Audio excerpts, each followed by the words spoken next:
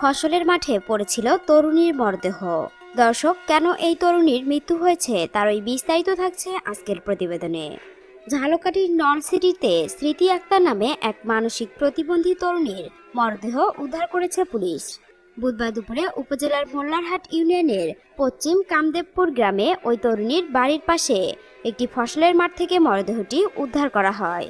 নিহত স্মৃতি আক্তার পশ্চিম কামদেবপুর গ্রামের মৃত মতিউর রহমান মোল্লার মেয়ে। স্থানীয়রা জানায়, মানসিক প্রতিবন্ধী ওই তরুণী তার মায়ের সাথে নিজেদের বাড়িতে বসবাস করত। আজ ভোরে ঘুম থেকে জেগে স্মৃতিকে ঘরে দেখতে না পেয়ে বিভিন্ন স্থানে খোঁজ করেন তার মা।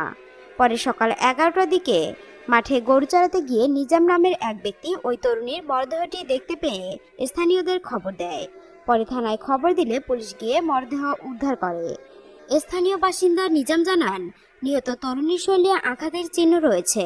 এছাড়া মাথার পেছনে একটি ক্ষত চিহ্ন দেখা গেছে। নিহতের ছোট বোন মুক্তা আক্তার বলেন, আমরা ঈদের আগে কয়েকটি স্বর্ণালংকার কিনেছি, সেগুলো পাচ্ছি না, তাই বোঝা যাচ্ছে দুর্বৃত্তরা স্বর্ণালংকার নিয়েছে এবং আমার বোনকে মেরেছে। নলছিটি থানার ভারপ্রাপ্ত কর্মকর্তা আতাউর রহমান জানান, মরদেহটি ময়নাতদন্তের জন্য ঝালকাঠি সদর হাসপাতালে পাঠানো হয়েছে। প্রতিবেদন পাওয়ার পর মৃত্যুর কারণ জানা যাবে।